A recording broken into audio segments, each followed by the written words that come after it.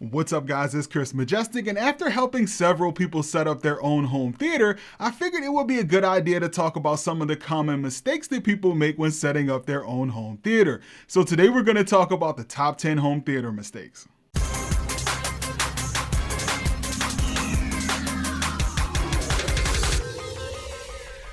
Today's video is sponsored by the Ridge wallet. So if you're like me, you've probably been walking around with a regular folding wallet taking up a bunch of space in your back pocket. Well, I just recently switched over to the Ridge wallet and it's completely changed my wallet game. It's a sleek, lightweight, and industrial modern wallet. And on top of me being able to fit it in my front pocket, it looks awesome and even has RFID blocking technology, making it more secure than a regular wallet. It can hold up to 12 cards, some cash if you're still into that. It doesn't fold, it doesn't bend, and it's super durable. So durable that it comes with a lifetime warranty, which means you could potentially carry just one wallet for life. Ridge offers over 30 different colors and styles, including forged carbon, titanium, and carbon fiber. So I've been rocking with the forged carbon style for a while, and it has a nice and subtle finish that looks pretty cool. And if you want to grab one of these today, you can get 10% off your purchase with free worldwide shipping and returns by going to ridge.com/Majestex and use the code Majestex during checkout to get your discount. You can also find a link in the video description. So over the years, I found that home theater is really subjective and everybody argues that their way is the right way, so you should always take advice with a grain of salt. In this video, I'm gonna give you my personal opinion and you can use this advice as a general rule of thumb.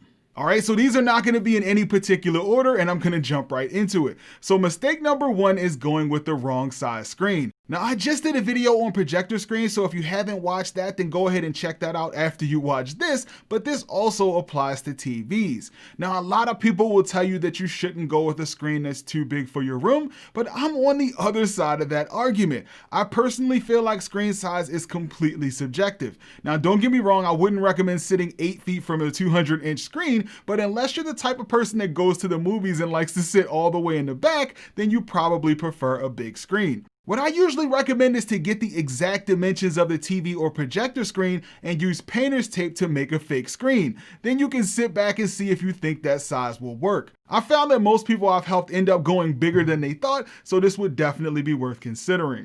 And mistake number two is another topic that I mentioned in the projector screen video, and that's failing to use dark colors on your walls and ceiling with a projector. If you're putting a projector in a home theater, I can't stress how important it is to use dark colors since it has a huge impact on the image quality on your projector screen. When you have light colored walls and especially a white ceiling, the light from the projector reflects off the screen onto your ceiling and walls and right back onto the screen, which washes out the image. This effect is almost just as bad as having the overhead lights on in your room.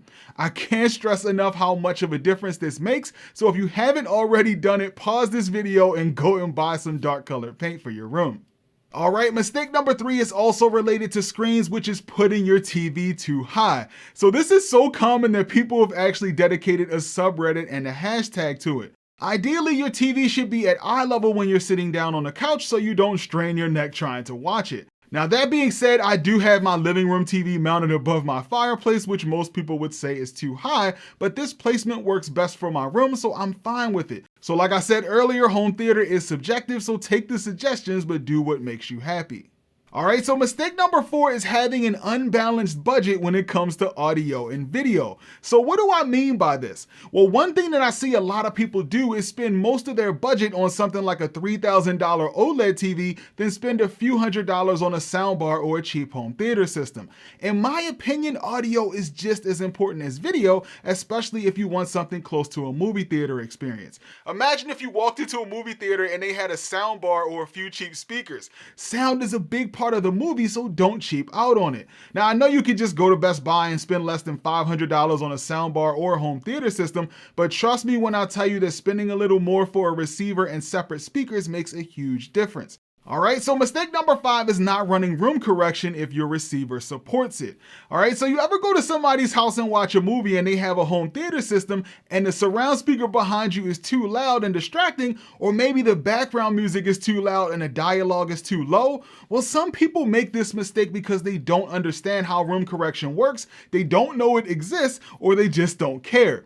But if your home theater receiver came with a calibration microphone, you should do yourself a favor and use it. This process only takes about 15 or 20 minutes, but running the room correction really does make a big difference. And next up at number 6 for top mistakes is using the wrong audio connection. So over the years, people have become accustomed to using RCA cables, or if you're feeling fancy, you might use an optical cable. Well, believe it or not, you've been robbing yourself if you've been using one of these connections, because the best way to connect your receiver or soundbar is HDMI. So I mentioned this in the home theater audio video, which I'll link up here in case you haven't seen it, but HDMI is still the absolute best way to get the highest quality sound, and it's required for audio formats like Dolby Atmos or DTS:X. Now, of course, this means your receiver or soundbar need to have HDMI ports in order for this to work, so if you have older equipment, you might have to upgrade in order to benefit from this. And speaking of cables, that's next up on the list at number 7, which is buying the wrong size speaker cables. One of the biggest mistakes I see people make when building a home theater is buying cheap speaker wire that's too thin. So speaker wire thickness is measured in gauge, and even though it seems backwards, the higher the number is, the smaller the wire is. So I normally recommend a minimum of 16 gauge for most setups, and if you're running a high powered setup, then you could use 14 or 12 gauge. So you could grab something like this 14 gauge wire from Monoprice, then you can pair your wires up with some decent quality banana plugs, which helps you get a nice and solid, reliable connection. And next up at number 8 is another mistake related to cables, and that's using the wrong HDMI cables, especially for long runs. Now, I've done a few videos on this, and I recently just did a video specifically about HDMI 2.1 cables, so definitely check that out if you haven't already. So if you're watching 4K or 8K video and you plan to send it over a long distance, like over 20 feet, then you'll likely run into issues since most cables can't handle this. Now, if you saw any of my previous HDMI cable videos, then you'll know that I always recommend fiber optic HDMI cables for long distance runs. Now, if you need a really long cable, there are some long fiber optic HDMI cables out there that claim to support up to 48 gigabits per second, like this Monoprice cable, but I haven't had a chance to test any of them out personally, so I would suggest reading through the reviews to see if anybody's had issues with them. All right, mistake number 9 is buying one subwoofer. Now, honestly, this is another one of those things that's subjective, but in pretty much every case, I would recommend buying 2 subwoofers for your home theater if your budget allows. Not only does this produce more bass, but it also evens out the bass in the room. Now, obviously, larger subwoofers usually produce more bass and lower frequencies, but if I had to choose between a single 15-inch sub or 2 12s, I would choose 2 12s every time. Another important piece to this is subwoofer placement. So if you have enough space in your room to potentially move your subwoofer to a different location, then you should consider doing what's known as the subwoofer crawl, which consists of you putting the subwoofer in your seat, playing something through the subwoofer, and crawling around on the floor to see which spot sounds best. Wherever that spot is, you mark it and put the subwoofer there. And this brings us to mistake number 10, which is also related to subwoofers, and that's setting your crossover frequency incorrectly. Now, this mistake is really common since most people think that because they have large floor speakers that they should set them to large in their home theater settings. Even though this might work fine for some high-end or really big speakers, I personally recommend setting all your speakers to small, especially if you have a decent subwoofer. I found that this sounds best with most setups, as low frequencies produced by the subwoofer often sound better than they do coming out of the speaker. Now, this isn't going to work for every single setup, but I do think it's a good idea as a general rule of thumb, especially for those who are new to home theater audio. Alright guys, that's gonna do it for this video. I will have links in the video description to some of the things that I suggested in this video, such as some of those HDMI cables. Now, I know a lot of you guys have been patiently waiting for me to get my hands on the Samsung Ultra Short Throw so I can do a review on it, and I have been reaching out to my contacts, but unfortunately I haven't received it yet. As soon as I get it, I will make a post on here so you guys will know. And I've also reached out to my contacts for the Epson LS500 Ultra Short Throw projector, so look out for that video too. But definitely make sure you're subscribed to the channel and that your notifications are set to all so you can see that post when I make it. But that's gonna pretty much do it for this video, guys. Hopefully you found it helpful. If you did, go ahead and make sure you mash that like button for me. Don't forget to subscribe to the channel if you haven't already, and I'll see you guys in the next video.